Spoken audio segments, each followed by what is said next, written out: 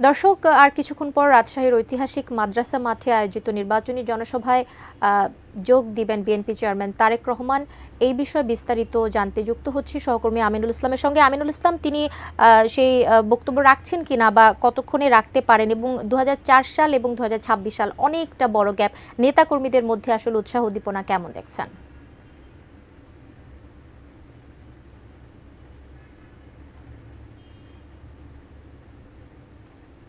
ঐতিহাসিক মাদ্রাসা মাঠে যে জনসমাবেশের আজকে আয়োজন করা হয়েছে, বিএনপির পক্ষ থেকে রাজশাহী বিভাগের যে সকল প্রার্থী ধানের শীষ মার্কা নিয়ে নির্বাচন করছেন তাদের নিয়ে এই নির্বাচনী জনসভা। এই নির্বাচনী জনসভায় রাজশাহী বিভাগের 39 জন প্রার্থীকে নিয়ে দলের প্রধান বিএনপির চেয়ারম্যান তারেক রহমান তিনি আজকে মঞ্চে উঠছেন এবং তিনি তাদের প্রার্থীকে ধানের শীষের পক্ষে ভোট দিতে ভোটারদের কাছে আহ্বান জানাবেন। ইতিমধ্যেই কিছুক্ষণ আগে তিনি রাজশাহী এই মঞ্চে এসে উপস্থিত হয়েছেন এবং তিনি এর আগেই আমরা জানি যে আনুষ্ঠানিকভাবেই এই সমাবেশ শুরু হয়েছে।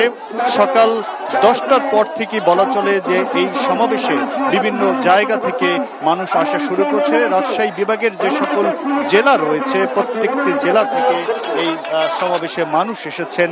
আর যে সকল ভোটার রয়েছেন তারা, অর্থাৎ দলের যে সকল ইউনিট রয়েছেন তারা এখানে উপস্থিত হয়েছেন তাদের দলের প্রধান কি বার্তা দেন সেটি শোনার জন্য। আমরা ইতিমধ্যে দেখেছি যে বিএনপি চেয়ারম্যান নির্বাচনী প্রচার নিয়ে প্রত্যেকটি বিভাগীয় শহরে যাচ্ছেন এবং তিনি তার এই নির্বাচনী জনসভায় তার কিছু পরিকল্পনার কথা বলছেন এবং একই সঙ্গে তিনি বলছেন যে যে পরিকল্পনাগুলো বাস্তবায়ন করে তারা বিএনপিকে ক্ষমতায় এনে, যদি জনগণ বিএনপিকে ক্ষমতায় এনে তারা সেই পরিকল্পনাগুলো বাস্তবায়ন করবেন এবং সেই জন্য সকল ষড়যন্ত্রের বেড়াজাল ছিন্ন করে তিনি 12ই ফেব্রুয়ারি জনগণকে ভোট দেওয়ার জন্য এবং ভোটের ফলাফলকে নিশ্চিত করার জন্য তিনি দাবি জানিয়েছেন বিগত সমাবেশগুলোতে। আজকেও আসলে তিনি সেই ধরনের বার্তাই হয়তো তার ভোটারদের দিবেন, তার দলের কর্মীদের দিবেন।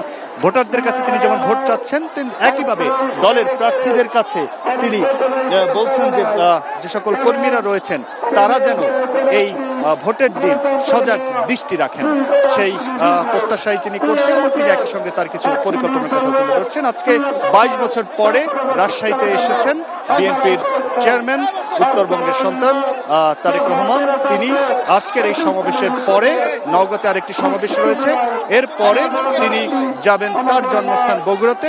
বগুড়াতে আজকে রাতে থাকার কথা রয়েছে এবং আগামীকালকে বগুড়াতে আরেকটি সমাবেশ রয়েছে।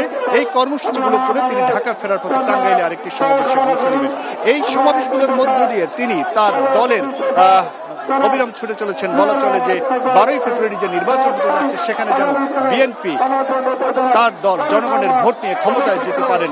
দীর্ঘদিন পর বিএনপির সামনে সেই সুযোগটি এসেছে, সেটি নিশ্চিত করার জন্যই তিনি এই সমাবেশগুলো নিয়ে, এই নির্বাচনী জনসভাগুলো নিয়ে মানুষের কাছে ছুটছেন। এই রাজশাহীর সমাবেশ এখন চলছে। কিছুক্ষণ পরে হয়তো দলের চেয়ারম্যান তারেক রহমান বক্তব্য রাখবেন। তারপরে তার বক্তব্যের বিষয়ে আমরা আলোচনা করব।